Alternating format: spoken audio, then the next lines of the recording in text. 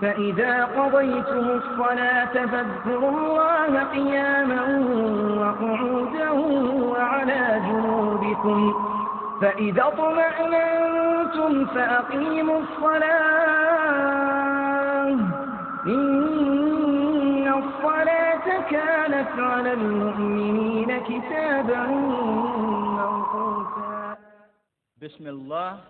بسم الله الرحمن الرحيم. ፕሮግራማችንን በቁርአን የምንከፍተው በቁርአን የሚከፍትልን ወንድማችን አሽረፍ ሙሐመዲ ነው። أعوذ بالله من الشيطان الرجيم بسم الله الرحمن الرحيم قد أفلح المؤمنون الذين هم في صلاتهم خاشعون والذين هم عن اللغو معرضون والذين هم للزكاة فاعلون والذين هم لفروجهم حافظون إلا على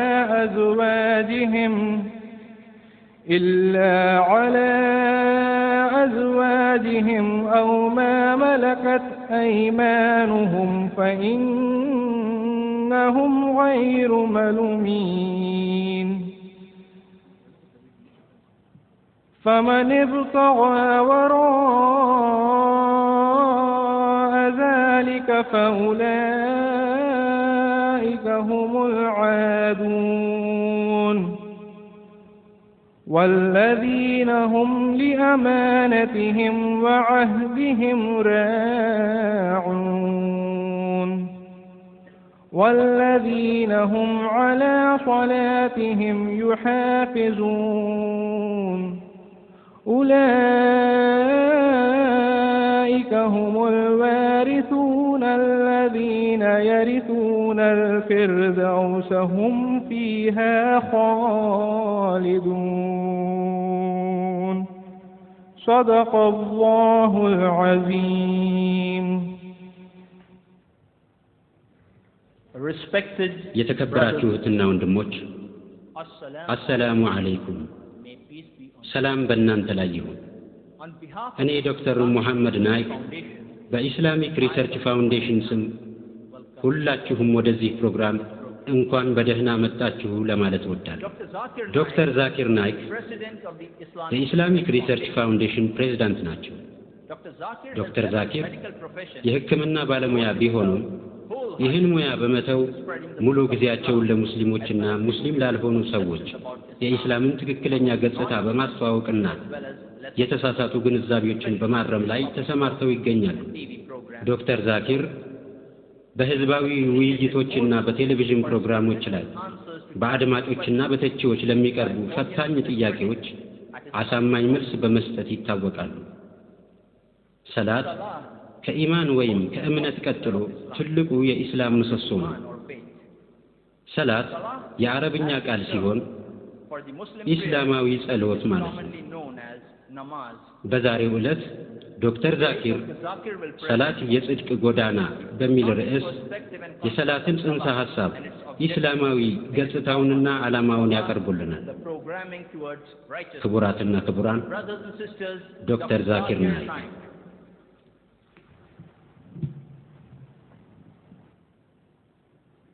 الحمد لله والصلاة والسلام على رسول الله وعلى آله وصحبه أجمعين. أما بعد، أعوذ بالله من الشيطان الرجيم. بسم الله الرحمن الرحيم. اتل ما أوحي إليك من الكتاب وأقم الصلاة إن الصلاة تنهى عن الفحشاء والمنكر. بسم الله الرحمن الرحيم. رب اشرح لي صدري ويسر لي أمري واحلل عقدة من لساني يفقهوا قولي. የተከበራችሁ አባቶች፣ እናቶች፣ ክቡራትና ክቡራን ሁላችሁንም السلام عليكم ورحمة الله وبركاته. يا الله سبحانه وتعالى سلام በረከትና እዝነት በሁላችሁም ላይ ይውረድ በማለት በእስላማዊ ሰላምታ እንኳን ደህና መጣችሁ እላለሁ። የዛሬው ርዕሳችን ሰላት የጽድቅ ጎዳና የሚል ነው። ብዙ ሰዎች ሰላትን ጸሎት በሚል ይተረጉሙታል።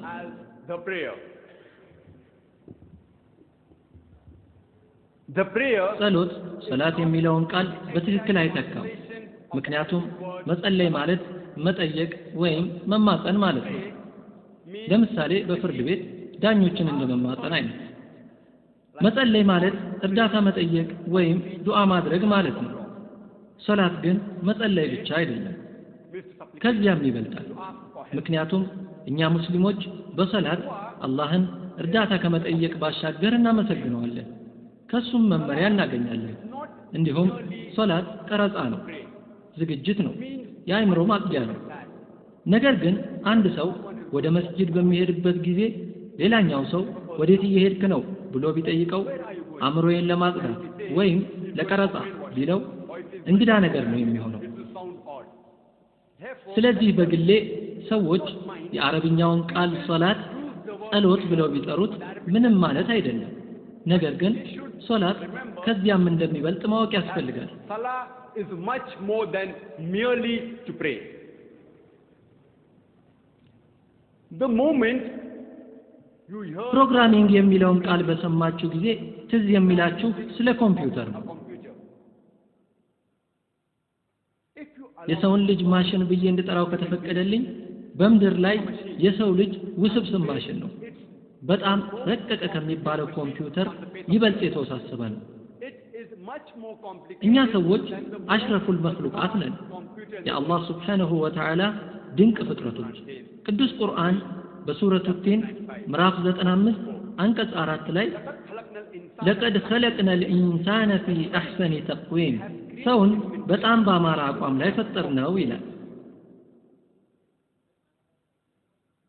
የስነ ልቦና ምሁራን አእምሯችን በቀጥታ በእኛ ቁጥጥር ስር አለመሆኑንና ሰውነታችን ግን በቀጥታ በእኛ ቁጥጥር ስር መሆኑን ይናገራሉ። ለምሳሌ እጄን ወደ ላይ ማንሳት ከፈለኩ ማንሳት እችላለሁ። ወደ ታች መመለስ ከፈለኩ መመለሰዋለሁ። ወደፊት መሄድ ከፈለኩ መሄድ እችላለሁ። ምክንያቱም ሰውነታችን በቀጥታ በእኛ ቁጥጥር ስር ነው ያለው። አእምሯችን ግን በቀጥታ በእኛ ቁጥጥር ስር አይደለም። በመሆኑ ብዙዎቻችን ሰላት በምንሰግድበት ጊዜ አእምሯችን ብዙ ነገር ያስባል።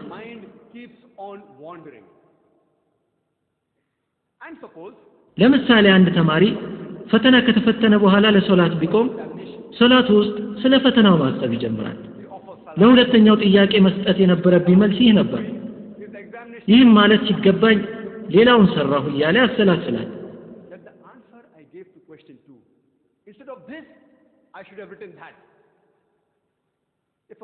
ነጋዴውም ሶላት በሚሰግድበት ወቅት ዛሬ ስንት ዕቃ ሸጥኩ፣ ስንት ሳተረፍ የሚል ሐሳብ ይመጣበታል።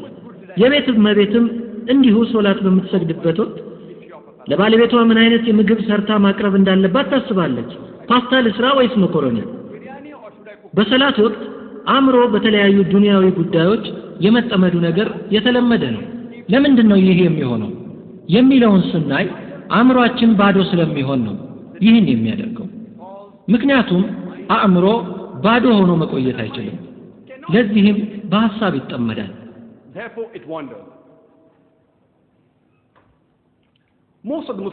ብዙ ሙስሊሞች በሰላት ላይ ፋቲሃንና ሌሎች የቁርአን አንቀጾችን በቀላሉ ይቀራሉ። ሌላው ቀርቶ አንድን ሙስሊም ከኃይለኛ እንቅልፍ ውስጥ ቀስቅሰን ፋቲሃን ቅራ ብንለው በሰዓት 100 ማይል ፍጥነት ያህል አሳምሮ ይቀራል። He can do it 100 miles per hour. Bismillahirrahmanirrahim. Alhamdulillahirabbil alamin arrahmanirrahim maliki yawmiddin iyyaka na'budu wa iyyaka nasta'in. It's mechanical. ማሰብም አያስፈልገውም። ይህ ለአእምሮ በጣም ቀላሉ ነገር ነው። ስለሆነም የአእምሮአችን በጣም ትንሹ ክፍል ይህን ስራ ይሰራዋል። ቀሪውና አብዛኛው የአእምሮ ክፍል ወደ ሌላ ነገር ይሄዳል። That is Surah Fatiha and the other verses of the Holy Quran. Most of us Muslims, since አብዛኞቹ ሙስሊሞች አረቦች ስላልሆንን አረብኛን ቋንቋ እንደ ቋንቋ እንረዳው። በመሆኑም በሰላት ወቅት በአፋችን የምንቀራውን ነገር ትርጉሙን ስለማናውቅ አእምሮአችን ሌላ ነገር የማሰብ እድሉ በጣም ከፍተኛ ነው። ስለዚህ አእምሮአችን ሌሎች ነገሮችን ከማሰብ እንዲቆጠብ ለማድረግ የምንቀራውን ቁርአን ትርጉም ልንገነዘበው ይገባል። እንግሊዝኛ ተናጋሪዎች ከሆንን የእንግሊዝኛውን ትርጉም፣ የኡርዱኛ ተናጋሪዎች ከሆንን የኡርዱኛውን ትርጉም፣ የሂንዲኛ ተናጋሪዎች ከሆንን የሂንዲኛውን ትርጉም፣ የማራቲኛ ተናጋሪዎች ከሆንን የማራቲኛውን ትርጉም፣ የጉጅራቲኛ ተናጋሪዎች ከሆንን የጉጅራቲውን ትርጉም፣ የምንቀራውን ቁርአን ትርጉም በምንረዳው ቋንቋ ልናስተነትን ይገባል። ለምሳሌ ሱረቱል ፋቲሃን የምንቀራ ከሆነ ቢስሚላሂር ረህማኒር ረሂም በአላህ ስም እጅግ በጣም ርህሩህ በጣም አዛኝ በሆነው አልሐምዱሊላሂ ረብል ዓለሚን ምስጋና ለአላህ ይገባው የዓለማት ጌታ ለሆነው አርረህማኒር ረሂም እጅግ በጣም ርህሩህ በጣም አዛኝ ማሊኪ የውሚዲን የፍርዱ ቀን ባለቤት ለሆነው ኢያከ ነዕቡዱ ወኢያከ ነስተዒን አንተን ብቻ እንገዛለን አንተንም ብቻ እርዳታ እንለምናለን ኢህዲነ ሲራጠል ሙስተቂም ቀጥተኛውን መንገድ ምራን ሲራጠል ለዚነ አንዐምተ ዐለይሂም ገይሪል መግዱቢ ዐለይሂም ወለዷሊን የነዚያን በእነርሱ ላይ በጎ ያልክላቸውን በእነሱ ላይ ያልተቆጣህባቸውንና ያልተሳሳቱትንም ሰዎች መንገድ ምራን በሉ። ሱረቱል ፋቲሃንና ሌሎች ሱራዎችን በመንቀራበት ጊዜ ትርጉሙንም ካስታወስን አእምሮአችን ሌላ ነገር አያስብም። ምክንያቱም ትርጉሙን በማስታወስ ይጠመዳል። ትርጉሙን ካወቅነው ከጥቂት ሳምንታት ወይም ወራት በኋላም አእምሮ አሁንም በሌላ ነገር ሊጠመድ ይችላል። አእምሮ በጣም ኃያል ነው። አረብኛውን እየቀራን ትርጉሙንም እያስታወስን በአእምሮ ስፋት የተነሳ ወደ ሌላ ነገር የመሄድ እድል ይኖራል። ነገር ግን እድሉ በጣም አናሳ ነው።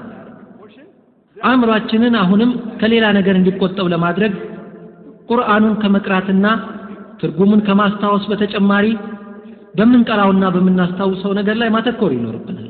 You should even concentrate on what you are reciting and recalling.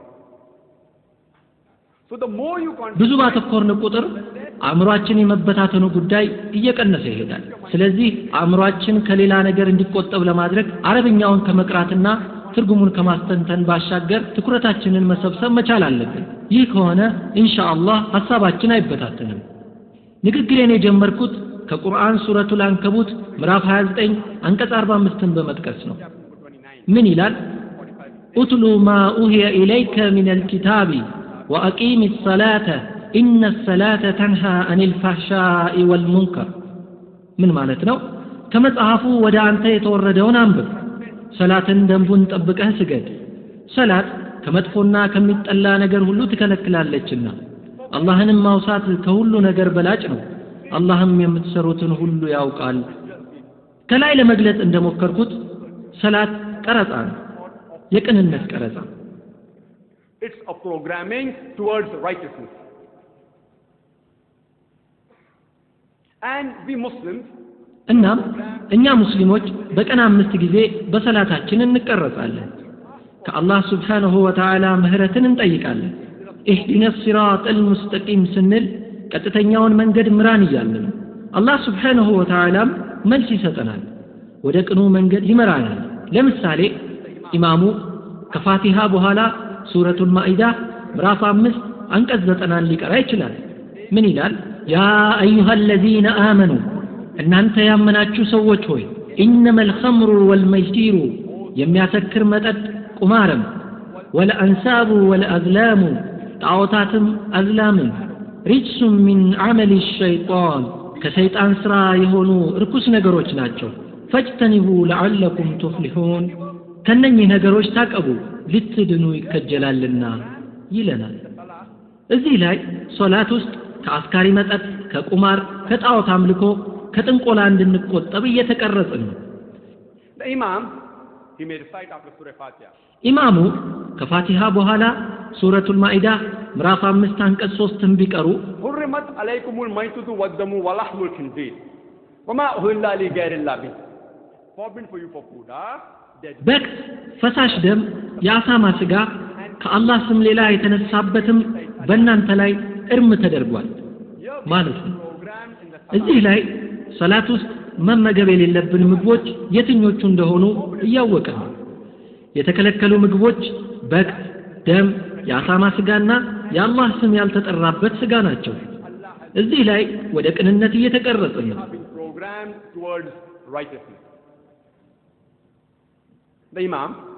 ኢማሙ ከፋቲሃ በኋላ ሱረቱል ኢስራ ምዕራፍ 17 ከአንቀጽ 23 እስከ 24 ቢቀሩ ጌታህም እንዲህ ሲል አዘዘ፣ እርሱን እንጂ ሌላን አትገዙ፣ መልካምን ስሩ፣ ባንተ ዘንድ ሆኖ አንዳቸው ወይም ሁለታቸው እርጅናን ቢደርሱ ኡፍ አትበላቸው፣ አትገላምጣቸው፣ ለእነርሱ መልካምን ቃል ተናገራቸው፣ ለሁለቱም ከእዝነትህ የመዋረድን ክንፍ ዝቅ አድርግላቸው።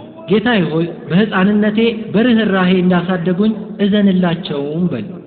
እዚህ ላይም ለወላጆቻችን ጥሩ መሆን እንዳለብንና እነሱን ኡፍ ማለት እንደሌለብን እየተመከርን ነው። ወደ ቅንነት እየተቀረጽን ነው። እንደሚታወቀው ኮምፒውተር አንዴ ብቻ ነው የሚጫነው። የሰው ልጅ አእምሮ ግን የራሱ የሆነ ምርጫ ስላለው በየጊዜው ሊጫንና ሊቀረጽ ይገባዋል።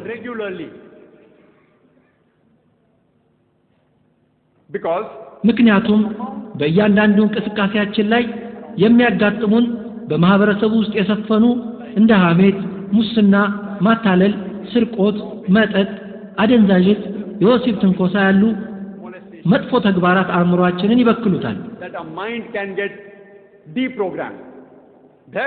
ስለዚህ በሲራጠል ሙስተቂም በቀናው መንገድ ለመመራት ሁሌም መቀረጽ አለብን።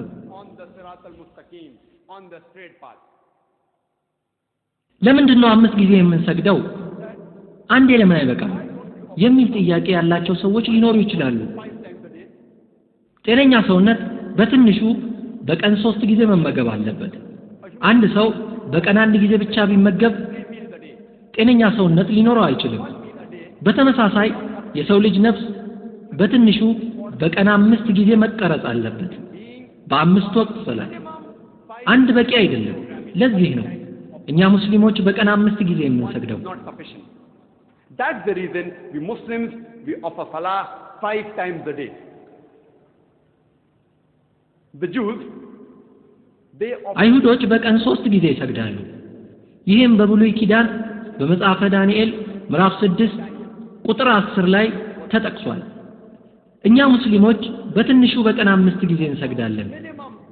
ይህም ለሁሉም ሙስሊሞች የተሰጠ የአላህ ሱብሓነሁ ወተዓላ ትእዛዝ ነው።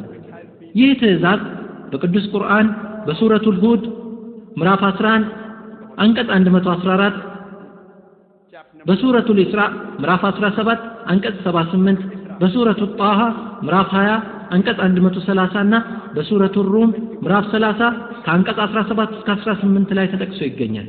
እነዚህ የቁርአን አያዎች ሙስሊሞች በቀን 5 ጊዜ ሰላት እንዲሰግዱ ያዛሉ። They instruct the Muslims to offer salah 5 times a day.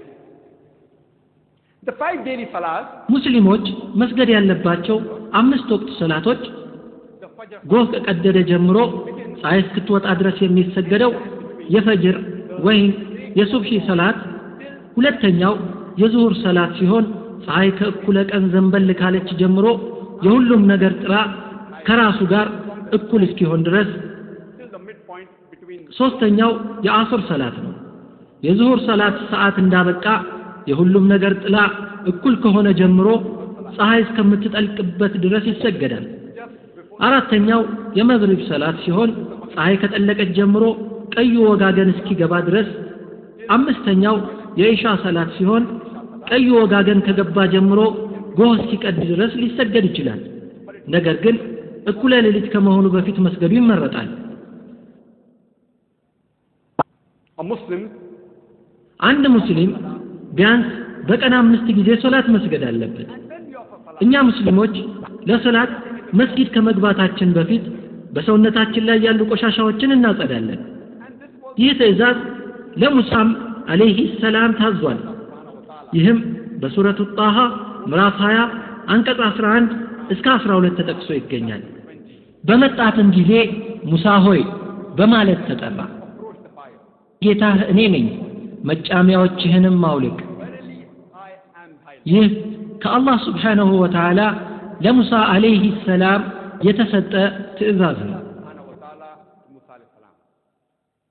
ተመሳሳይ መልእክት በብሉይ ኪዳን በኦሪት ዘጸአት ምዕራፍ 3 ቁጥር 5 ተጠቅሶ ይገኛል። ይኸውም ጌታ ለሙሴ ምን ይለዋል? ጫማህን ከእግርህ አውጣ። በሐዋርያት ሥራ ምዕራፍ 7 አንቀጽ 33 የእግርህን ጫማ አውልቅ ይላል። The Lord tells to Moses, put off thy shoes from thy feet, for thou art on sacred grounds. And we Muslims, እኛ ሙስሊሞች ጫማ አድርገን መስገድ እንደምንችል የታላቁ ነብይ ሙሐመድ ሰለላሁ ዐለይሂ ወሰለም አስተምህሮ ያስረዳል። ሆኖም የጫማው ሶል ንጹህ መሆን አለበት። ይህም በአቡ ዳውድ ቅጽ 1 በሰላት መጽሐፍ ምዕራፍ 240 ሐዲስ ቁጥር 652 እኛ ከአይሁዶች ልዩነት አለን። እነሱ ሁልጊዜ ሲጸልዩ ጫማቸውን ወይንም ካልሲያቸውን ያወልቃሉ ብለዋል።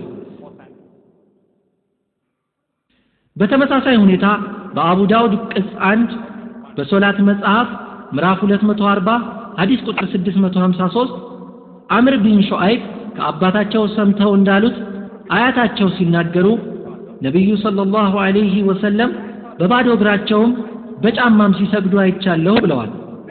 እኛ ሙስሊሞች ሰላት ለመስገድ ወደ መስጊድ ስንገባ ጫማችንን የምናወልቅበት ወይም የጫማችንን ሶል ንጹህ የምናደርግበት ዋነኛው ምክንያት ንጹህ ህዝቦች ስለሆነን ነው።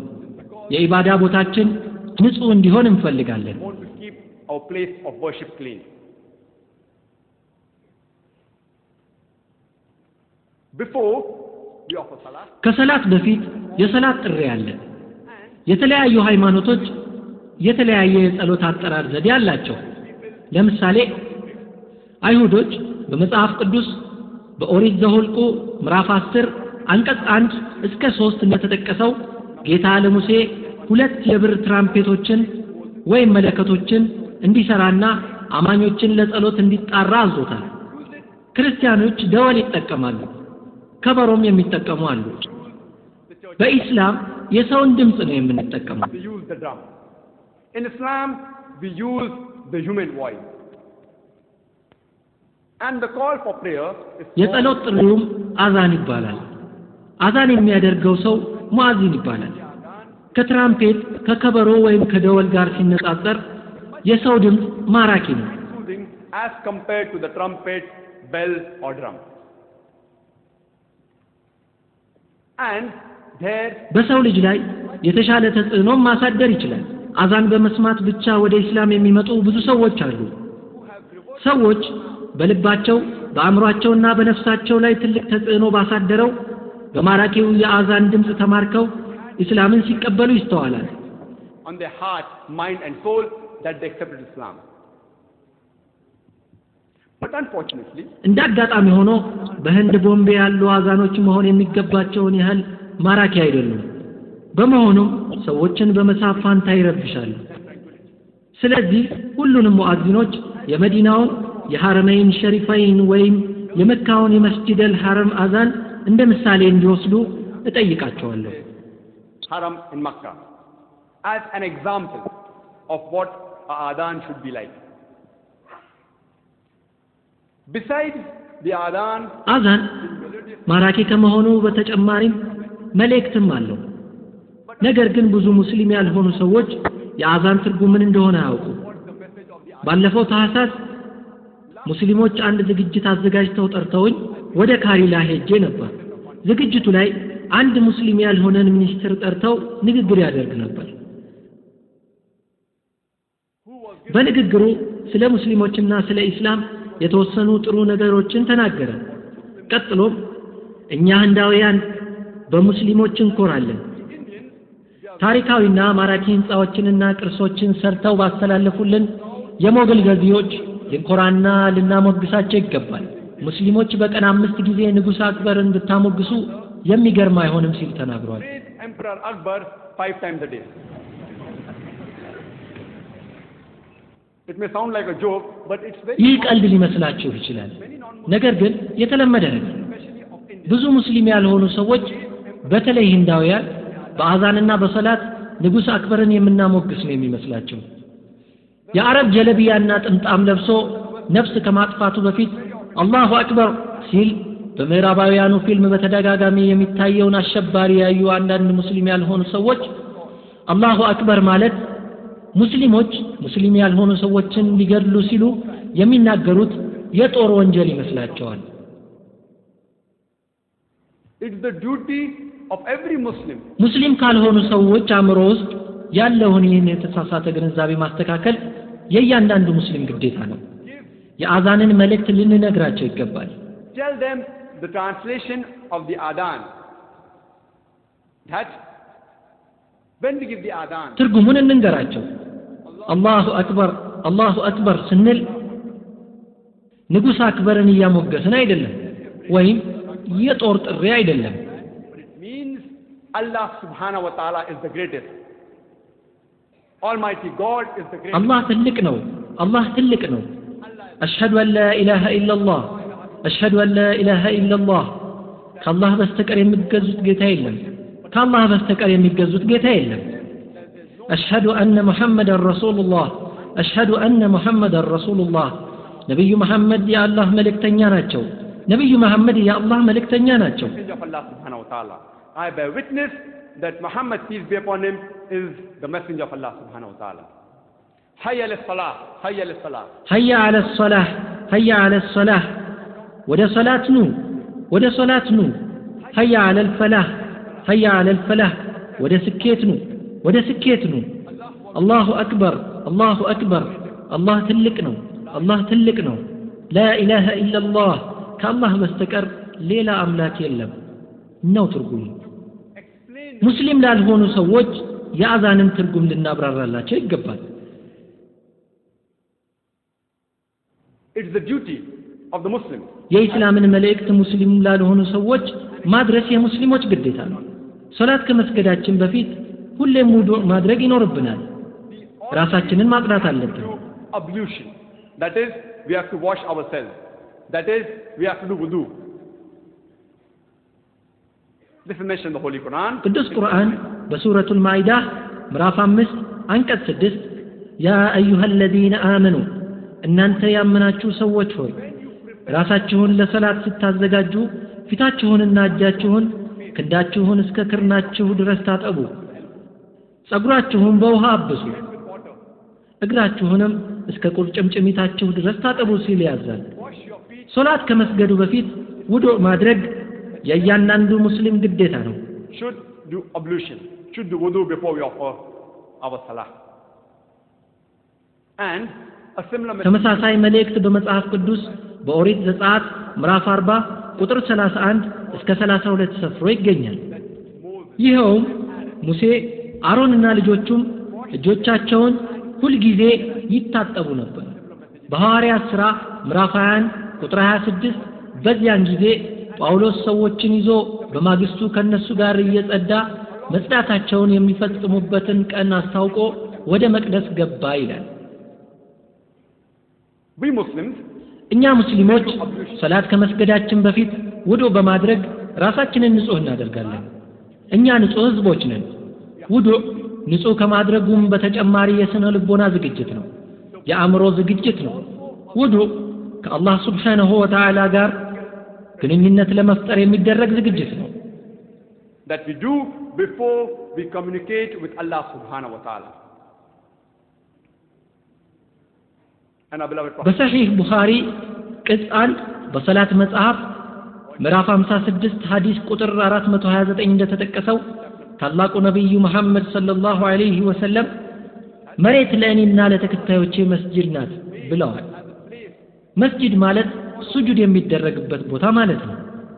ነብዩ መሐመድ ሰለላሁ ዐለይሂ ወሰለም ምድር በሙሉ ለአማኞች መስጂድ ናት ሲሉ አስተምረዋል። ሆኖም ግን ሰላት የሚሰገድበት ቦታ ንጹህ ሊሆን ይገባል። For the believer, but natural, the place where you offer your salah, where you do sujood, it should be clean. It's also mentioned. በሰሒህ ቡኻሪ ቅጽ 1 በአዛን መጽሐፍ ምዕራፍ 75 ሐዲስ ቁጥር 692 አነስ እንደተናገሩት ለሰላት ከጓደኞቻቸው ጋር በሚቆሙበት ጊዜ ትከሻ ለትከሻ ይነካኩ ነበር። እግራቸው ከጎናቸው ከቆመው ሰው ጋር ይገጣጠም ነበር። በአቡ ዳውድ ኪታቡ ሰላት ምዕራፍ 245 ሐዲስ ቁጥር 666 እንደተጠቀሰው ነብዩ መሐመድ ሰለላሁ ዐለይሂ ወሰለም ሰላት ከመጀመሩ በፊት ሰፋችሁን አስተካክሉ፣ ትከሻ ለትከሻ ተገጣጠሙ፣ በመካከላችሁ ክፍተት አትተው፣ ለሸይጣን መግቢያ ይሆናል ማለታቸው ተዘግቧል። ነብዩ ሰለላሁ ዐለይሂ ወሰለም ለሸይጣን መግቢያ ሲሉ ይህን ቀንድና ጅራት ያለውን ሸይጣን ማለታቸው አይደለም። ነገር ግን የዘረኝነትን፣ የኩራትን፣ የቀለምንና የሀብትን ሸይጣን ማለታቸው ነው። ነጭም ይሁን ጥቁር፣ ሀብታምም ይሁን ድሃ፣ ከየትኛውም ቤተሰብ ይወለድ ለሰላት በሚቆምበት ጊዜ አንድ ነውና ከጎኑ ካለው ሰው ትከሻ ለትከሻ አገጣጥሞ መቆም አለበት። ሰላት እንዴት መስገድ አለብን ለሚለው በቁርአን ውስጥ በሱረቱል በቀራ ምዕራፍ 2 አንቀጽ 144 በግልጽ ተቀምጧል። ፊታችሁን ወደ ተቀደሰው መስጂድ አዙሩ ይላል። የትም ሁኑ የት ፊታችሁን ወደዛ አቅጣጫ አዙሩ። ሰላት በሚሰገድበት ጊዜ ፊትን ወደ ቂብላ ማዞር ግዴታ ነው። ያም ወደ ተቀደሰው መስጂድ ወደ ካዕባ ነው። ህንድ ውስጥ ከሆነን ወደ ምዕራብ ነው መዞር ያለብን። ለምሳሌ ህንድ ውስጥ ከአንድ ቦታ ወደ ሌላ ቦታ በምንዘዋወርበት ጊዜ ቂብላውን ማወቅ ካልቻልንና ሙስሊም ያልሆኑ ሰዎችን መጠየቅ ካስፈለገን ምዕራብ ወዴት ነው ብለን መጠየቅ የለብንም። ምስራቅ ወዴት ነው ብለን እንጠይቅና በተቃራኒው ወደ ምዕራብ ዞረን እንሰግዳለን። ምዕራብ የት ነው ካልናቸው ለምዕራቡ ዓለም የምንሰግድ ይመስላቸዋል።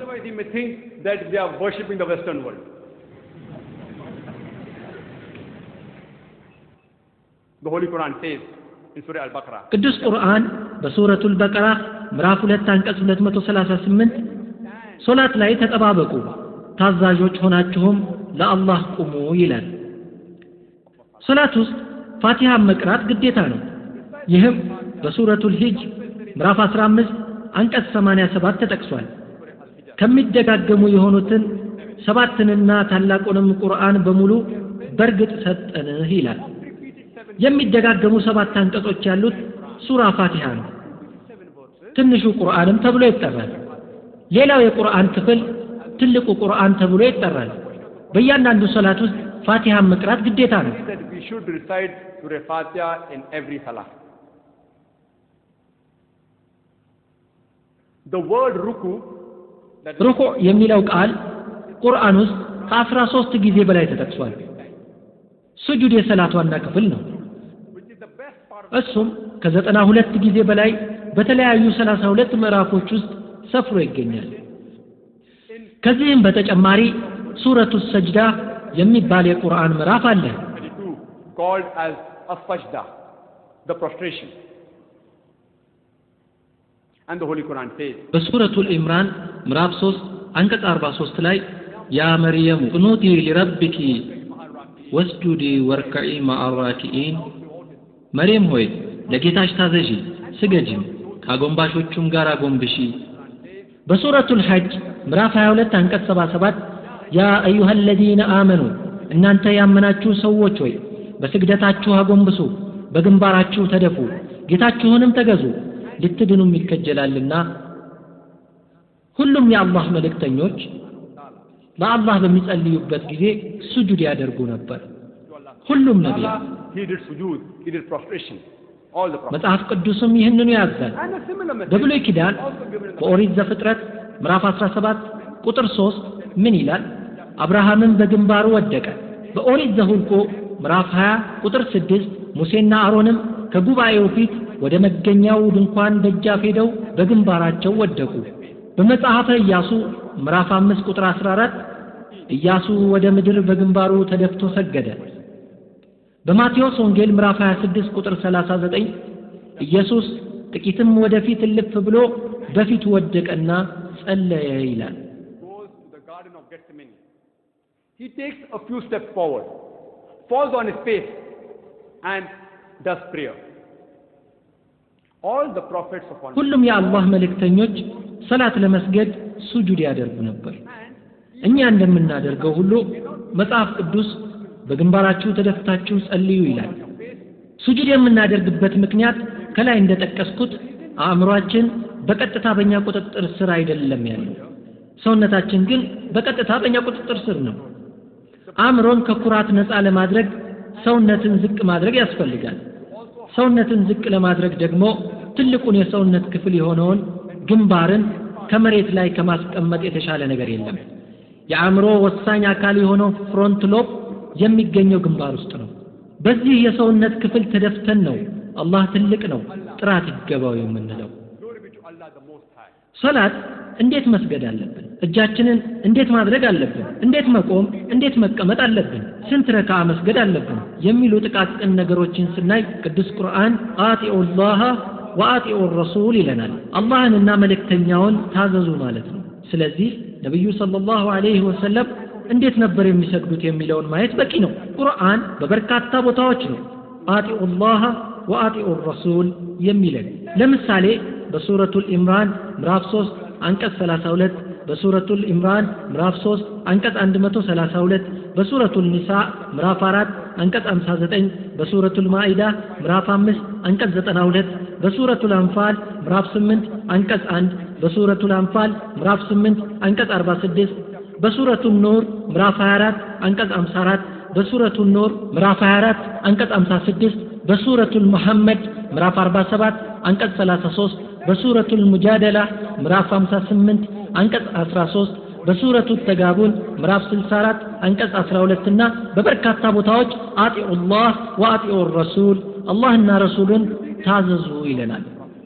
ለዝርዝር ጉዳዮች ነብዩን ሰለላሁ ዐለይሂ ወሰለም ነው የምንከተለው።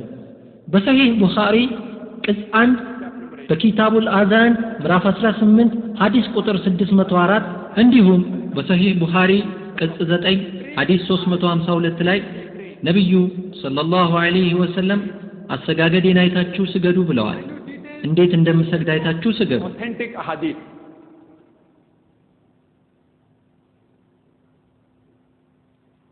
ለዝርዝር ጉዳዮች ሰሂህ ሐዲሶችን እንከተል። ከኢማን ወይም ከእምነት ቀጥሎ ሶላት ትልቁ የእስላም ምሰሶ ነው። ቅዱስ ቁርአን በሱረቱ ዛሪያት ምዕራፍ 51 አንቀጽ 56 ወማ ኸለቅቱል ጂነ ወልኢንሰ ኢላ ሊያዕቡዱን ሰውንም ጅንንም ሊገዙኝ እንጂ ለሌላ አልፈጠርኳቸውም ይላል። ኢባዳ የሚለው የአረብኛ ቃል አብድ ከሚለው ስርወ ቃል የመጣ ነው። አብድ ባሪያ ወይም ሎሌ ማለት ነው። ለአለቃው ታዛዥ መሆን የእያንዳንዱ ሎሌ ግዴታ ነው። የሰው ልጅ ሁሉ የአላህ ሱብሓነሁ ወተዓላ ሎሌ ነው። is a servant of Allah subhanahu wa ta'ala, of Almighty God. And it's the duty of every እናም ለአላህ መታዘዝ የእያንዳንዱ ሰው ግዴታ ነው። የአላህን ትእዛዝ በምንከተልበት ጊዜ ኢባዳ እየሰራን ነው፣ አላህን እየተገዛን ነው። አላህ ከከለከላቸው ነገሮች መከልከል ኢባዳ ነው። You are doing ibadah. Many people have the misconception that salah ብዙ ሰዎች ኢባዳ ሰላት ብቻ ይመስላቸዋል። በእርግጥ ሰላት ትልቁ የኢባዳ አካል ነው። ነገር ግን ብቸኛው የኢባዳ አካል አይደለም። የአላህን ትእዛዝ ማክበር በራሱ ኢባዳ ነው። ሰላትም ታዛዥነት ነው። ነገር ግን ታዛዦች ልንሆን የምንችለው ሶላት ላይ የምንቀራውን ቁርአን ትርጉም ስናውቅ ብቻ ነው። አላህ እንድንሰራ ያዘዘንን ነገር ጠንቅቀን ስናውቅ። ስለዚህ እያንዳንዱ ሙስሊም ሰላት ላይ የሚቀራውን ቁርአን ትርጉም ማወቅ ግዴታው ነው። አረብኛ የማንችል ከሆነ ትርጉሙን ማወቅ መቻል አለብን። ይህ ሲሆን ብቻ ነው የአላህ ሱብሓነሁ ወተዓላን ትእዛዝ ተግባራዊ ማድረግ የምንችለው። its translation, its meaning, so that he can implement on the commandments of Allah subhanahu wa ta'ala. There are various dangers. If a person does ሰላት አለመስገድ ብዙ አደጋዎች አሉት። ሰላት የማይሰግድ ሰው እምነቱ የተሟላ አይሆንም፣ ወይም እምነቱ ሙሉ በሙሉ ይበላሻል። የሰው ልጅ ከእምነቱ በራቀ ቁጥር በዱንያዊ ነገሮች ልቡ ይሞላና ከአላህ ሱብሓነሁ ወተዓላ እየራቀ ይሄዳል። የሥነ ሥርዓት ጉድለት ይንጸባረቅበታል። ዱንያዊ ፍላጎቶቻችንን ብቻ ለማሟላት ስንል ከአላህ ሱብሓነሁ ወተዓላ በምንርቅበት ጊዜ በተሳሳተ ጎዳና ውስጥ የመግባትና ከሲራጠል ሙስተቂም ከቀጥተኛው መንገድ የመራቅ አቅጣጫ ይከሰታል። ውስጣዊ ሰላም ይጠፋል። ከአላህ የራቀ ሰው የፈለገውን ያህል ሀብት ቢኖረው ሀብትና ንብረቱ ሰላም ሊያመጣለት አይችልም። ሰዎች ሰላት የማይሰግዱት ከግንዛቤ እጥረት ነው። ዱንያን ከመውደድ አላህንና ሞትን ከመርሳት ዱንያን ጥለናት እንሄዳለን። ቅዱስ ቁርአን በሱረቱል ኢምራን ምዕራፍ 3 አንቀጽ 185 ምን ይላል? ኩሉ ነፍሲን ዛኢቀቱል መውት፣ ነፍስ ሁሉ ሞትን ትቀምሳለች። ስለዚህ ሰላት መስገድ ተገቢ ነው። ሰላት ብዙ ጥቅሞች አሉት። ሰላት የህይወት መመሪያ ነው። የነፍስን መንፈሳዊ ገጽታና የሰውነትን አካላዊ አስፈልጎት እንድናውቅ ያደርገናል። ሰላት እምነትን ይጨምራል፣ እምነትን ያጠነክራል። Oh, verily, the life in this world is a mere deception of goods and chattels. ቅዱስ ቁርአን በሱረቱል አንፋል ምዕራፍ 8 አንቀጽ 2 ፍጹም ምእመናን እነዚያ አላህ በተወሳ ጊዜ ልቦቻቸው የሚፈሩት በእነሱ ላይ አንቀጾቻችን በተነበቡ ጊዜ እምነት የሚጨምሩላቸው በጌታቸውም ላይ ብቻ የሚመኩት ናቸው ይላል። አንድ ሰው ይህን የቁርአን አያ በሚቀራበት ጊዜ በአላህ ሱብሓነሁ ወተዓላ ላይ ሙሉ እምነት ይኖረዋል። ከዚህም በተጨማሪ ቅዱስ ቁርአን በሱረቱል ፋቲሃ ምዕራፍ 1 ከአንቀጽ 5 እስከ 7 ኢያከ ነዕቡዱ ወኢያከ ነስተዒን፣ አንተን ብቻ እንገዛለን፣ አንተንም ብቻ እርዳታን እንለምናለን። ኢህዲነስ ሲራጠል ሙስተቂም፣ ቀጥተኛውን መንገድ ምራን። ሲራጠል ለዚነ አንዐምተ ዐለይሂም ገይሪል መግዱቢ ዐለይሂም ወለዷሊን፣ የእነዚያን በእነርሱ ላይ በጎ ያልክላቸውን በእነሱ ላይ ያልተቆጣህባቸውንና ያልተሳሳቱትንም ሰዎች መንገድ ምራን በሉ። እውነተኛ ሙስሊም ቀኑን ሀ ብሎ የሚጀምረው በሱብሂ ሰላት ነው። ሱብሂ ሰላት ላይ ሙአዚኑ በአዛን ውስጥ አሰላቱ ኸይሩን ሚነን ነውም ይላል። ከእንቅልፍ ሰላት ይሻላል ማለት ነው። እውነተኛ ሙስሊም ቀኑን የሚያገባድደውም ከመተኛቱ በፊት በሚሰግደው የኢሻ ሰላት ነው። ሰላት ማህበራዊ ግንኙነትን ያሻሽላል። ጀማዓ ሰላት ደግሞ ወንድማማችነትን መረዳዳትንና አንድነትን ይጨምራል። የእኩልነት ምሳሌም ነው። ሰዎች አንድ ላይ በሚገናኙበት ጊዜ በመካከላቸው ያለው መደጋገፍ፣ መፈቃቀርና መተሳሰብ ይጨምራል። ቅዱስ ቁርአን በሱረቱል ሁጅራት ምዕራፍ 49 አንቀጽ 13 ያ አዩሃን ናሱ ኢና ኸለቅናኩም ሚን ዘከሪን ወኡንሳ ወጀዐልናኩም ሹዑበን ወቀባኢላ ሊተዓረፉ ኢና አክረመኩም ኢንደላሂ አትቃኩም ኢነላሃ ዐሊሙን ኸቢር። እናንተ ሰዎች ሆይ እኛ ከወንድና ከሴት ፈጠርናችሁ፣ እንድትተዋወቁም ጎሳዎችና ነገዶች አደረግናችሁ። አላህ ዘንድ በላጫችሁ በጣም አላህን ፈሪያችሁ ነው። አላህ ግልጽን አዋቂ ውስጥንም አዋቂ ነው ይለናል። አላህ ሱብሓነሁ ወተዓላ ሰዎችን የሚለካው በሀብታቸው፣ በቀለማቸው፣ በዘራቸው ወይም በጾታቸው አይደለም፣ ነገር ግን በተቅዋቸው ነው፣ ለሱ ባላቸው ፍራቻ። ቁርአን በሱረቱል ሁመዛህ ምዕራፍ 104 አንቀጽ 1 ወይሉን ሊኩሊ ሁመዘቲን ሉመዛህ፣ ለሐሜተኛና ለዘላፊ ወዮለት። ሰላት ሰውን በክፉ ከማንሳትና ከሐሜት ትከለክላለች። ቅዱስ ቁርአን በሱረቱል ሁጅራት ምዕራፍ 49 ከአንቀጽ 11 እስከ 12 ያ አዩሀል ለዚነ አመኑ፣ እናንተ ያመናችሁ ሰዎች ሆይ ወንዶች በወንዶች አይቀልዱ፣ ከነርሱ የበለጠ ሊሆኑ ይከጀላልና፣ ሴቶችም በሴቶች አይሳለቁ፣ ከነርሱ የበለጡ ሊሆኑ ይከጀላልና፣ ነፍሶቻችሁንም አታነውሩ፣ በመጥፎ ስሞችም አትጠራሩ።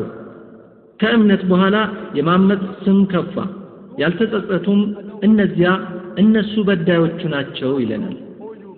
በኢስላም ሐሜት የወንድምን ስጋ እንደ መብላት ነው የሚቆጠረው። የሞተን ወንድም ስጋ መብላት ድርብ ወንጀል ነው። ምክንያቱም አንደኛ የሰውን ስጋ መብላት ኃጢአት ነው፣ ሁለተኛ የወንድምን ስጋ። የሰው ስጋ የሚበሉ ሰው በላዎች እንኳን የወንድማቸውን ስጋ አይበሉም። በመሆኑም ቅዱስ ቁርአን ሰዎችን የምታሙ ከሆነ ይህን መሰሉን ድርብ ኃጢአት እየፈጸማችሁ ነው ይላል። ያልተረጋገጠ ነገር ይዞ ከአንድ ሰው ጀርባ መጥፎ ወሬዎችን ማውራት ኃጢአት ነው። Speaking ill about someone behind the back is double sin. The ሰላት እውነተኛነት በንግድም ሆነ በዕለት ተዕለት እንቅስቃሴ ላይ ታማኝነት እንዲጨምር ያደርጋል። ቀደም ብዬ እንደጠቀስኩት ቅዱስ ቁርአን በሱረቱል አንከቡት ምዕራፍ 29 አንቀጽ 45 ኡትሉ ማ ኡሂየ ኢለይከ ሚነል ኪታቢ ወአቂምስ ሰላተ ኢነ ሰላተ ተንሃ ዐኒል ፈህሻኢ ወልሙንከር ከመጽሐፉ ወደ እናንተ የተወረደውን አንብብ፣ ሰላትንም ደንቡን ጠብቀህ ስገድ፣ ሰላት ከመጥፎና ከሚጠላ ነገር ሁሉ ትከለክላለችና ይላል። restrain you from shameful and unjust deeds. The Holy Quran says በሱረቱል ኢስራ ምዕራፍ 17 አንቀጽ 81 ወቁል ጃአል ሐቁ ወዛቀል ባጢል ኢነል ባጢለ ካነ ዘሁቃ በልም እውነት መጣ ውሸትም ተወገደች እነሆ ውሸት ተወጋጅ ነውና። በሱረቱል በቀራ ምዕራፍ 2 አንቀጽ 42 እና 43 እውነቱንም በውሸት አትቀላቅሉ፣ እናንተም የምታውቁ ስትሆኑ እውነትን አትደብቁ፣ ሰላትንም ደንቡን ጠብቃችሁ ስገዱ፣ ዘካንም ግዴታ ምጽዋትን ስጡ፣ ለጌታችሁ ከአጎንባሾች ጋር አጎንብሱ ይላል። ሰላት እውነተኞች መሆን እንዳለብን ያስተምረናል። በሱረቱል በቀራ ምዕራፍ 2 አንቀጽ 188ም እንዲሁ ገንዘቦቻችሁንም በመካከላችሁ በከንቱ ያለ አግባብ አትብሉ፣ እናንተም የምታውቁ ስትሆኑ ከሰዎች ገንዘቦች ከፊልን በኃጢአት ትበሉ ዘንድ ወደ ዳኞች አትጣሏት በማለት ጉቦን እርም አድርጎብናል። ጉቦ መብላት እንደሌለብንና እውነተኞች መሆን እንዳለብን መንገዱን ይመራናል። ቅዱስ ቁርአን ለሰው ልጅ ውስጣዊ ሰላም ይሰጣል። በሱረቱ ራዕድ ምዕራፍ 13 አንቀጽ 28 ላይ ምን ይላል? እነሱም እነዚያ ያመኑ ልቦቻቸውም አላህን በማውሳት የሚረኩ ናቸው። ንቁ፣ አላህን በማውሳት ልቦች ይረካሉ። አላህን በምናስታውስበትና ሰላት በምንሰግድበት ጊዜ ህይወታችን ሰላም የሰፈነበት ይሆናል፣ እንረጋጋለን። ሰላት ከአላህ ሱብሓነሁ ወተዓላ ጋር ትልቁ መገናኛ መንገድ ነው። ቁርአን በሱረቱል በቀራ ምዕራፍ 2 አንቀጽ 153 እንዲህ ይላል: ያ አዩሃ الذين آمنوا استعينوا بالصبر والصلاة እናንተ ያመናችሁ ሰዎች ሆይ በመታገስና በሰላት ተረዱ። ኢነላሃ መዐ الصابرين አላህ በእርዳታው ከታጋሾች ጋር ነውና። አላህ ምን ይላል? ኢነላሃ መዐ الصابرين ከማህበራዊና መንፈሳዊ እንዲሁም ሌሎች ጥቅሞቹ በተጨማሪ በሰላት አካላዊና የጤና ጥቅሞች እናገኛለን። ሩኩዕ በምናደርግበት ጊዜ ተጨማሪ ደም ወደ ላይኛው የሰውነታችን ክፍል ይፈሳል። በዚህ ጊዜ የጀርባ ነርቮች ደም ይደርሳቸዋል። ይህም የጀርባ ህመምን ያስወግዳል። ከሩኩዕ በምንነሳበት ጊዜ ወደ ላይኛው የሰውነታችን ክፍል የፈሰሰው ደም ወደ ታች ይመለሳል፣ ሰውነት ይዝናናል። ስጁድ በምናደርግበት ጊዜ ግንባራችን መሬት ላይ ይሆናል። ስጁድ ትልቁ የሰላት ክፍል ነው፣ ትልቁ የሰላት አካል ነው። የሰው ልጅ በየቀኑ ከከባቢ አየር በሚመጣ ኤሌክትሮስታቲክ ቻርጅ ይጠቃል። እነዚህ ቻርጆች በሴንትራል ነርቨስ ሲስተም ላይ ይከማቻሉ። እነዚህ ትርፍ ቻርጆች ካልተበተኑ ራስ ምታት፣ የአንገት ህመም፣ የጡንቻ መኮማተር ወዘተ ያስከትላሉ። ሰዎች እነዚህን ህመሞች ለማስታገስ ማስታገሻ ክኒኖችን ይጠቀማሉ። ስጁድ በምናደርግበት ጊዜ ግንባራችንን መሬት ላይ እናደርጋለን። በዚህ ጊዜ ትልቁ የሰውነት ክፍላችን በሆነው አእምሮአችን ውስጥ የሚገኘው ትልቁ አካል ፍሮንት ሎብ መሬት ላይ ያርፋል። ይህም ትርፍ ኤሌክትሮስታቲክ ቻርጆች እንዲበተኑ ያደርጋል። ይህ ማለት እጃችሁን ከመስገጃው ስር ብታደርጉ ይነዝራችኋል ማለት አይደለም። ነገር ግን የፍሮንት ሎብ ጫና ይኖራል። የማሰብ ችሎታችን በአእምሮአችን በላይኛው ክፍል ሳይሆን በግንባራችን ውስጥ ባለው ፍሮንት ሎብ ውስጥ ነው ያለው። capacity of the brain is not on the top of the brain, it is in the frontal lobe. It's useful and helpful. ይህም ሆድ ድርቀትን ያስወግዳል። ምግብ በጥሩ ሁኔታ እንዲብላላ ያደርጋል። በጨጓራ ቁስል ለሚጠቃ ሰው ጠቃሚ ነው። And other stomach ailments.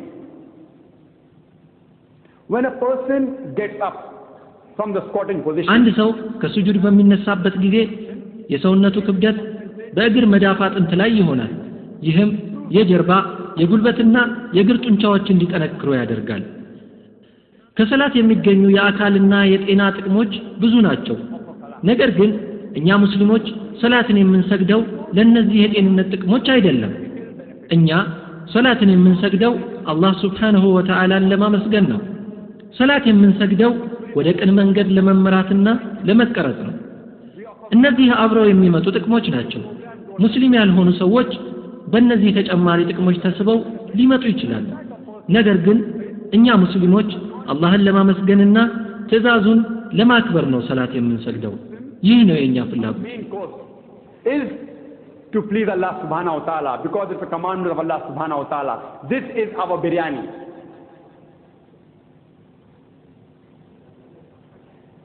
There are some people, አንዳንድ ሙስሊሞች በቀን 5 ጊዜ ሰላት ይሰግዳሉ። ነገር ግን ሲያታልሉ፣ ሲዋሹ፣ እምነት ሲያጎድሉ ይስተዋላል።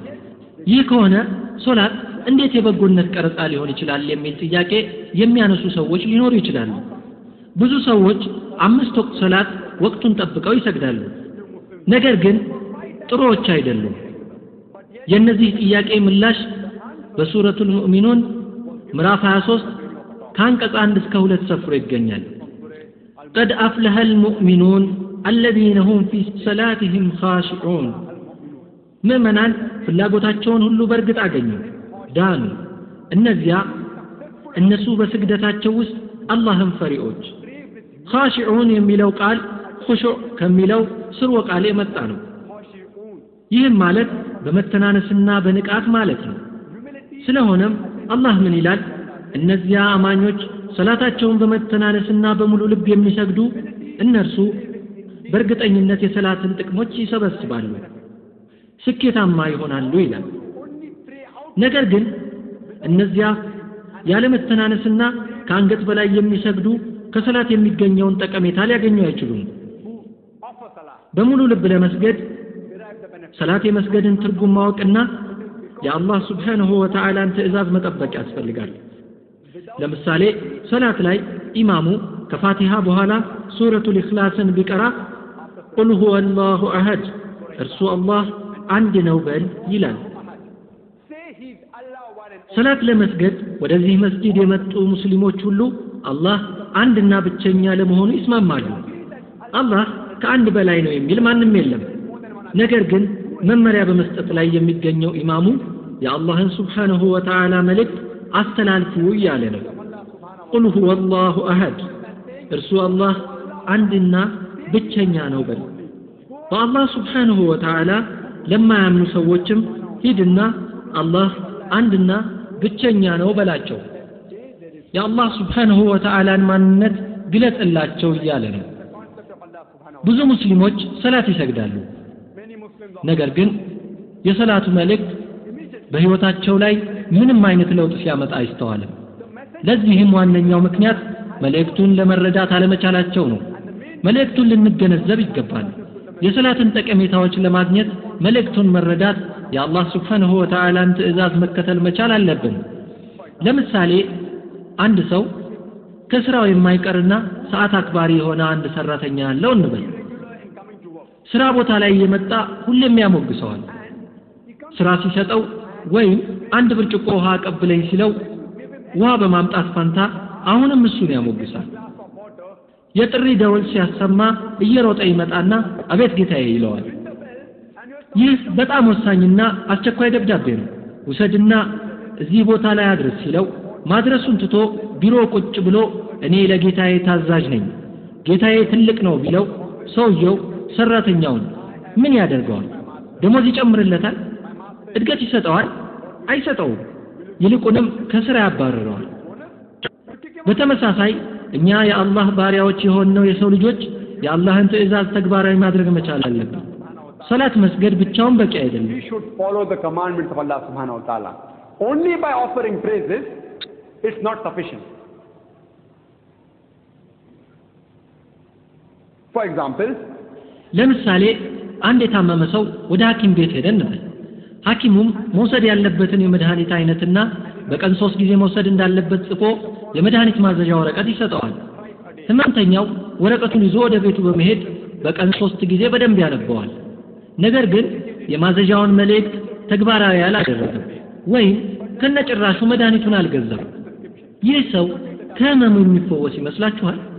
አይፈወስም። ሰላትም እንደዚህ ነው። ከሰላት የሚገኘውን ጥቅም ለመጋራት ሰላት ላይ የሚቀራውን ቁርአን ትዕዛዝ ማክበር አለበት። ለዚህ ነው ብዙ ሰዎች ሰላት የሚሰግዱት ነገር ግን ከሰላት ተጠቃሚ የማይሆኑት።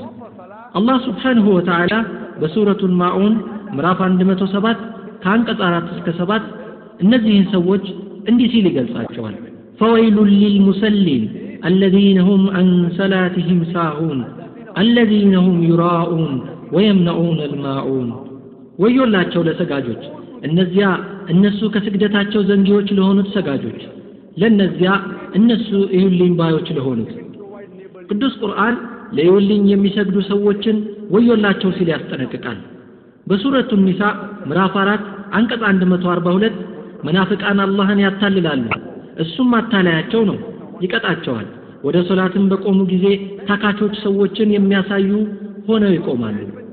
አላህን ጥቂትን እንጂ አያወሱም። አላህ ምን ይላል? መናፍቃንና አስመሳይ ሰዎች አሉ ለይሁልኝ ብቻ የሚሰግዱ በቅንነትና በሙሉ ልብ የማይሰግዱ በሰላታቸው ውስጥ አላህን የማያስታውሱ። እያንዳንዱ ሙስሊም በቀን 5 ጊዜ መስገድ ግዴታ አለበት። ሆኖም አላህ ሱብሓነሁ ወተዓላ በአንዳንድ ሁኔታዎች ላይ ማስተካከያ ሰጥቷል።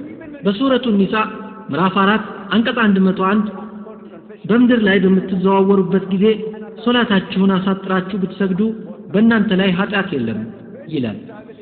በጉዞ ላይ በምንሆንበት ወቅት 4 ረካዓ ያላቸውን የዙሁር የአስርና የኢሻ ሶላቶች ወደ 2 ማሳጠር እንችላለን። እንዲሁም ዙሁርን ከአስር መግሪብን ከኢሻ ጋር አሰባስቦ መስገድ ይቻላል። ሰላት የምንተውበት ምንም አይነት ምክንያት የለም። በጦር ሜዳ ላይ ሳይቀር ሰላት መሰገድ አለበት። ጦር ሜዳ ላይ እንዴት ሰላት እንደሚሰገድ አላህ ሱብሓነሁ ወተዓላ መመሪያ ሰጥቷል።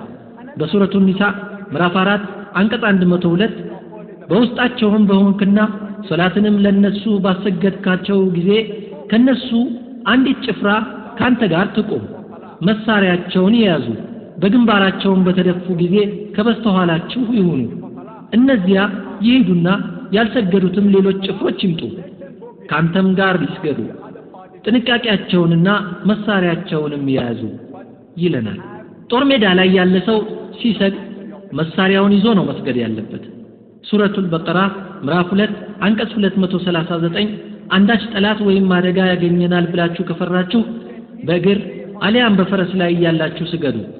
ነገር ግን በሰላማዊ ሁኔታ ላይ በምትሆኑበት ጊዜ ነብዩ ሰለላሁ ዐለይሂ ወሰለም እንዳስተማሯችሁ አድርጋችሁ ስገዱ ይለናል። ቅዱስ ቁርአን ሰላት ግዴታ መሆኑን ደንግጓል። ጦርነት ላይ ነኝ መጥፎ ሁኔታ ላይ ነኝ ብሎ ነገር የለም። በሱረቱ ኒሳ ምዕራፍ 4 አንቀጽ 103 ቁማችሁ አሊያም ቁጭ ብላችሁ አሊያም ተኝታችሁ ስገዱ ይላል። ከአደጋ ነፃ ስትሆኑ ግን በተለመደው አይነት ሁኔታ ስገዱ። ጦር ሜዳ ላይ ጠላትን ወይም ሌሎች አደጋዎችን ከፈራችሁ ሰላታችሁን ቁማችሁ ቁጭ ብላችሁ አሊያም ተኝታችሁ መስገድ ትችላላችሁ ይላል። ቢያመን እንኳን ሶላት አንተው። ሱረቱል ኢምራን ምዕራፍ 3 አንቀጽ 191 እነርሱም እነዚያ ቆመው ተቀምጠውም በጎኖቻቸው ተጋድመውም አላህን የሚያወሱ ይላል። ይህ ጉዳይ በሰሂህ ቡኻሪም ተጠቅሶ ይገኛል። የሰሂህ ቡኻሪ ትርጉም 9 ቅጾች አሉት። Sahih Bukhari has got 9 volumes. This is the first volume. And it's mentioned in Sahih Bukhari. Volume number 2. በሁለተኛው ቅጽ ሰላትን የማሳጠር መጽሐፍ ምዕራፍ 19 ሐዲስ 218 አንድ ሰው ወደ ነብዩ መሐመድ ሰለላሁ ዐለይሂ ወሰለም በመጠጋት በኪንታሮት ህመም እንደሚሰቃይና እንዴት መስገድ አለብኝ ሲል ለጠየቃቸው ጥያቄ ከቻልክ ቆመህ ካልቻልክ ተቀምጠህ ካልቻልክ ደግሞ ተኝተህ ስገድ ሲሉ መልሰውለታል። ብንታመም እንኳን ሰላት መቅረት የለበትም። ቁመን ካልቻል ተቀምጠን ካልቻል ተኝተን መስገድ እንችላለን። በምልክትም መስገድ ይቻላል። ሰላት መስገድ ትልቅ ግዴታ ነው። ሰላት የምናሳልፍበት ምንም አይነት ምክንያት የለም። በሱረቱል ማኢዳ ምዕራፍ 5 አንቀጽ 55 ረዳታችሁ አላህና መልእክተኛው እነዚያም ያመኑት ብቻ ናቸው። እነዚያ ሰላትን በደንብ የሚሰግዱ እነርሱም ያጎነበሱ ሆነው ምጽዋትን የሚሰጡ ናቸው። አቡ ዳውድ 3 ቅጾች አሉት። በአቡ ዳውድ ቅጽ 1 በሰላት መጽሐፍ ምዕራፍ 300 ሐዲስ 863 ነብዩ መሐመድ ሰለላሁ ዐለይሂ ወሰለም የሰው ልጅ በፍርዷ ቀን ከሥራዎቹ ሁሉ በቅድሚያ የሚጠየቀው ስለ ሰላቱ ነው ብለዋል። አላህ ሱብሓነሁ ወተዓላ ከኛ የሚፈልገው ተቀዳሚ ነገር ሰላት ነው። በሰሂህ ሙስሊምም ተመሳሳይ መልእክት ሰፍሮ ይገኛል። የሰሂህ ሙስሊም ትርጉም ያላችሁ ሰዎች ልትኖሩ ትችላላችሁ። በኢስላሚክ ሪሰርች ፋውንዴሽን ቤተ መጻሕፍት ውስጥም አለ። ሰሂህ ሙስሊም 4 ቅጾች አሉት። ይህ የመጀመሪያው ቅጽ ነው። ቅጽ 1 የእምነት መጽሐፍ ምዕራፍ 36 ሐዲስ 146 ላይ በሙስሊምና በሙሽሪክ መካከል ያለው ልዩነት ሰላትን መተው ነው ይለናል። and kafir and unbeliever is the negligence of salah. It's mentioned Abu Dawud. በአቡ ዳውድ ቅጽ 3 በሱና መጽሐፍ ምዕራፍ 1691 ሐዲስ 4661 የአማኝና የካፊር ልዩነት ሰላትን መተው ነው ብለዋል። በሰላቱ ላይ ቸልተኛ የሆነ ወይም ሰላቱን የተወሰው በዚህ ሐዲስ መሰረት ከካፊር ጋር እኩል ነው። According to this hadith, he is equivalent to a kafir. The Holy Quran says in Surah Mudaththir, ቅዱስ ቁርአን በሱረቱል ሙደሲር ምዕራፍ 74 ከአንቀጽ 41 እስከ 43 ከአመጠኞቹ ሁኔታ ይሏቸዋል፣ በሰቀር ውስጥ ምን አስገባችሁ? እነሱም ይላሉ ከሰጋጆቹ አልነበርንም። እንዲሁም በሱረቱል ኢብራሂም ምዕራፍ 14 አንቀጽ 40 ልዩ የሆነ ዱዓ አለ። ይኸውም ጌታዬ ሆይ ሰላትን አዘውትሬ የምሰግድ አድርገኝ፣ ከዘሮቼም አድርግ። ጌታዬ ሆይ ጸሎቴንም ተቀበለኝ። such people amongst my offspring, O my Lord, grant me this favor.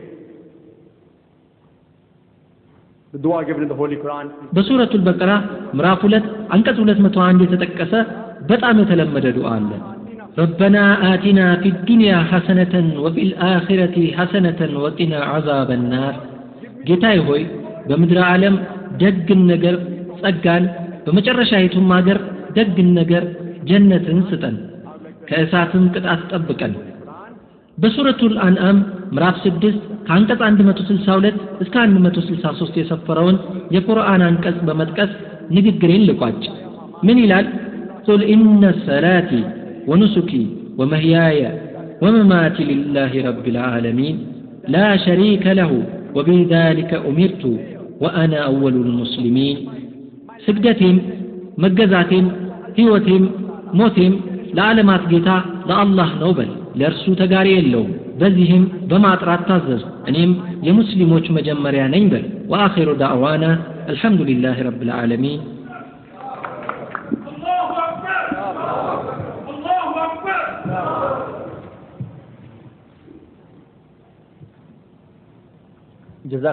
ጀዛኩሙላህ ኸይረን። ቀጣዩ ፕሮግራማችን የጥያቄና መልስ ፕሮግራም ነው። ያለችንን ትንሽ ሰዓት በአግባቡ ለመጠቀምና ከዶክተር ዛኪር ተገቢውን ዕውቀት ማግኘት እንችል ዘንድ የሚከተሉትን ህጎች ልንከተል ይገባል። ጥያቄያችን በሶላት ላይ ብቻ ያተኮረ መሆን አለበት። ከዚህ ውጭ የሚመጡ ጥያቄዎችን አናስተናግድም። ጥያቄዎቻችን በተቻለ መጠን ቀጥተኛና ግልጽ ይሁኑ። በአንዴ መጠየቅ የሚቻለው አንድ ጥያቄ ብቻ ነው። ተጨማሪ ጥያቄ ካለን ከኋላ ሄደን በመሰለፍ ተራችንን ጠብቀን መጠየቅ እንችላለን። አዳራሽ ውስጥ 3 የድምጽ ማጉያዎች አሉ።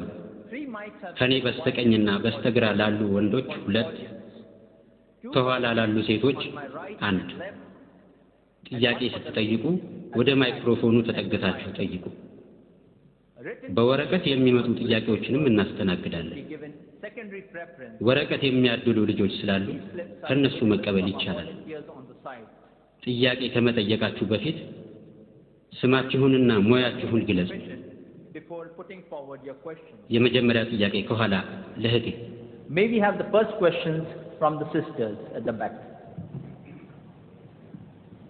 I'm Walida Khan. ስሜ ወሊዳ ካን ይባላል። ኤምኤን ሰርቻለሁ። ጥያቄ ሙስሊሞች በማያውቁት ቋንቋ በአረብኛ ሶላት የሚሰግዱት ለምንድን ነው? በአገራቸው ወይንም በሚያውቁት ቋንቋ ቢሰግዱ ተመራጭ አይሆንም? Would it not be preferable to offer salah in a local or a regional language?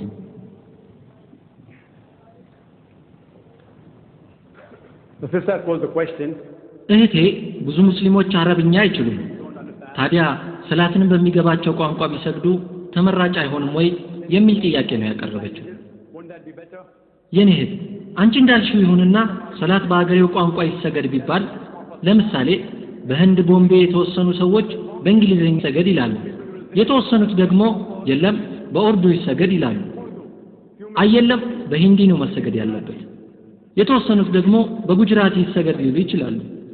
በዚህ መሃል መጨረሻ የሌለው ግጭት ይፈጠራል። መግባባት ተችሎ እንኳን መስጂድ ቁጥር 1 በእንግሊዝኛ፣ በመስጂድ ቁጥር 2 በኡርዱ፣ በመስጂድ ቁጥር 3 በሂንዲ፣ በመስጂድ ቁጥር 4 በጉጅራቲ ወዘተ ለመስገድ ስምምነት ላይ ተደረሰ እንበል። አሁንም በእንግሊዝኛ በሚሰገድበት በመስጂድ ቁጥር 1 የተወሰኑት የአብዱላህ ዩሱፍ አሊን ትርጉም እንጠቀም ይላሉ።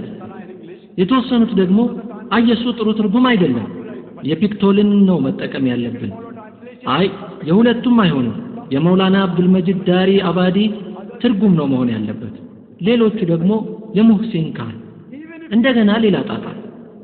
ይህም ታልፎ በአንድ ትርጉም ለመስገድ ስምምነት ላይ ተደረሰ ብንል ትርጉም የሰው ልጅ እጅ የገባበት ስራ በመሆኑ የአላህ ሱብሓነሁ ወተዓላን ወይም የረሱልን ሰለላሁ ዐለይሂ ወሰለም ትክክለኛ ቃል ሊተካ አይችልም። በትርጉም ሂደት ውስጥ ስህተቶች ሊኖሩ ይችላሉ።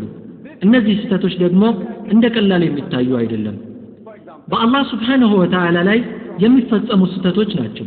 ለምሳሌ ያህል በኡርዱኛ በሚሰገድበት በመስጂድ ቁጥር 2 ኢማሙ ሱረቱል ሉቅማን ምዕራፍ 31 አንቀጽ 34ን እየቀሩ ነው እንበል። ብዙዎቹ የኡርዱ ትርጉሞች ይህንን የቁርአን አንቀጽ ሲተረጉሙት በእናቱ ማህፀን ውስጥ ያለን የህፃን ጾታ ከአላህ በስተቀር ሌላ የሚያውቀው የለም በማለት ነው የተረጎሙት። የአረብኛውን ቁርአን ስናይ ግን ጾታ የሚል ቃል የለም። ይህ የብዙዎቹ ኡርዱ ተርጓሚዎች ማብራሪያ ነው። ለምሳሌ አንድ ዶክተር ሶላት በሚሰግድበት ጊዜ ይህን አንቀጽ ሲሰማ ምን አይነት ነገር ነው የሚሰማው? በእናቱ ማህፀን ውስጥ ያለን ህፃን ጾታ ከአላህ በስተቀር ማንም የሚያውቅ የለም። በአሁኑ ወቅት በአልትራሳውንድ በእናቱ ማህፀን ውስጥ ያለን ህፃን ጾታ ማወቅ ተችሎ የለም እንዴ? ይህ እንዴት እውነት ሊሆን ይችላል? እያለ ዲኑን መጠራጠር ይጀምራል። በመሆኑም ትርጉሞችን መጠቀም አስቸጋሪ ነው። ይህን ካደረግን ግን ስህተት እንፈጽማለን። የምንፈጽመው ስህተት ደግሞ የቁርአን አንቀጽ ከሆነ በአላህ ሱብሓነሁ ወተዓላ ላይ፣ ሐዲስ ከሆነ ደግሞ በረሱል አለይሂ ሰላቱ ወሰላም ላይ ነው ማለት ነው። በመሆኑም ትርጉሙ ሙሉ ሊሆን አይችልም። ሶላት ላይ ትኩረትን ለመሰብሰብ ግን ያገለግላል። ለምሳሌ እኔ ወደ ተለያየ ሀገር ስለምዘዋወር ወደ ፈረንሳይ ሀገር ብሄድ አንቺ ባልሽው መሰረት ሶላት በፈረንሳይኛ ነው የሚሰገደው ማለት ነው። ሶላቱ በፈረንሳይኛ ከሆነ አዛኑም በፈረንሳይኛ ነው የሚሆነው። ስለዚህ የፈረንሳይኛ አዛን ብሰማ ማን ነው ደግሞ የሚጮኸው ነው የሚለው። ወደ መስጂድ ሄጄ ሶላቱን ከተካፈልኩ ደግሞ ኢማሙ አላህን እያመሰገነ ይሁን የፈረንሳይኛ ተረት እያወራ ማወቅ አልችልም። So if the salah is in Arabic, ሶላቱ በአረብኛ የሚሰገድ ከሆነ ግን ፈረንሳይኛ ወይም ጀርመንኛ ወይም ስፓኒሽ የማልችል ህንዳዊ በሆንም ቢያንስ ምን እየተደረገ እንደሆነ ማወቅ እችላለሁ። for salah, I will at least know what I'm offering and I will know its meaning. And አረብኛ አዛን የሙስሊሙ ዓለም አቀፍ መዝሙር የየትኛውም ሀገር ዜጋ ይሁን ሙስሊም ከሆነ በእርግጠኝነት የአዛንን ትርጉም ይረዳል። ዓለም አቀፍ ብሔራዊ መዝሙር ስለሆነ።